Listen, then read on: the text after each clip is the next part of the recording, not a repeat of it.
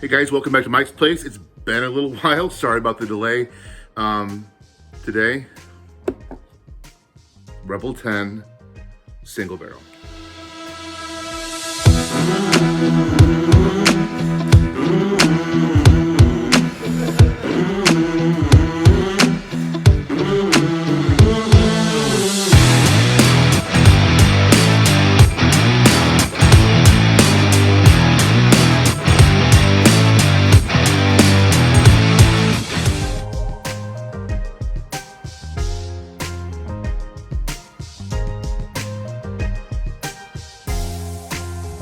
Let's talk a bit about Rebel 10. Rebel 10 is from the line called Rebel Yell from Luxco. Of course, Luxco was just purchased by MGP recently, I think last spring of last year. And Rebel 10 is one of their higher end offerings that I was, well, let's go back in time a couple of years. 2020, I believe it was April or May of that year, when I was at an Illinois gas station and picking up an E.H. Taylor small batch, picking up a couple other things that they happened to have close to MSRP.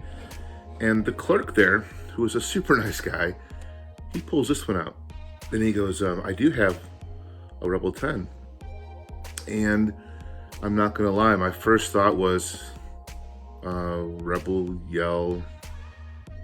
I had no interest. I didn't know a lot about the Rebel lineup. So in my ignorance, I passed on a bottle that I want to say was priced right around 60 bucks. And yes, I kicked myself because these bottles, if you can even find one, tend to be over $90 or $100 on the secondary market. Well, I did make some trades a while back and I was able to get a bottle of this. And I've already opened it. This is not new to me. I've already been indulging myself since last week. But I do want to mention a few things about this pour.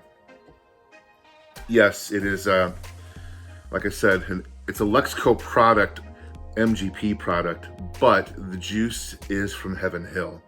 And it's a weeded, 10-year weeded Heaven Hill. Some people say this is the same juice used for Old Fitzgerald.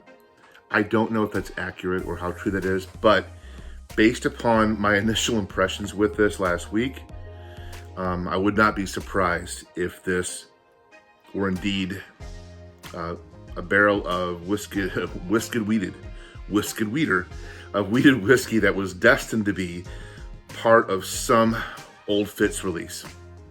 So first of all, as you might know, I don't talk about color. It's pretty, it's nice. It looks like bourbon. But let's go to the nose. This, I'll just get it out there. This is a 2 all the way across. 2 palate, 2 nose, 2 finish.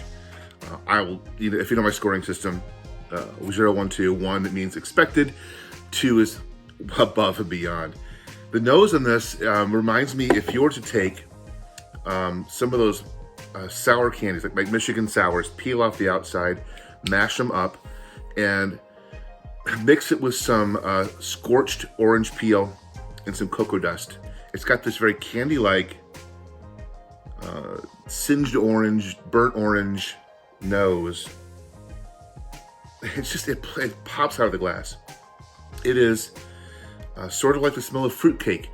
Not in a bad way, in a good way, with that sort of caramely, doughy, cakey thing in the background. So a sweet nose, a citrusy nose for me, and very candy-like on the palate.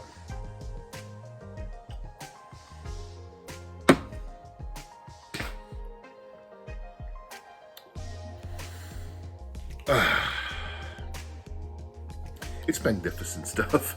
All those things I smelled, they explode. All the typical bourbon flavors are there, but then you have, again, this sort of candied flavor, citrusy flavor. The spice hits in the back of the palate, and then the finish, it goes really deep. This is 100 proof. It's not super high proof. It's also not lightweight. 100 proof is kind of that beautiful zone where Bottle of Bond has to be, where a lot of very good bourbons play at about 100 proof or so. And it seems just perfect for this one. It's outrageously good. It's warm. The heat is pleasant. It's very mellow. So this is a bottle that I kind of sat on, and I think I did that because I was afraid to find out maybe it's not so great or not up to the level I'd hoped. And maybe you've done this too, where you've built a bottle up in your head to be the pinnacle of what you'll ever taste.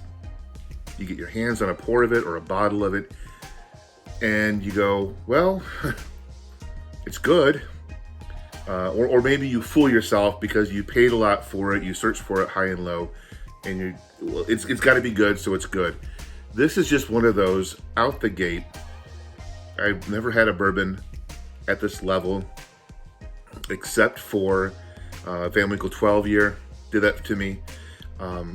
There are some Maker's cast strength wood finished releases, I would say, play in this arena, like the initial RC6 release from 2019 or 2019, I think that was. That would be in this comparable wheelhouse of wheated bourbon flavors. But if you can find one of these, I encourage you to get it. Find a pour at your local watering hole if you can. So anyways, guys, happy Saturday. Happy summer. It's a hot one today. Take care. I'll see you soon.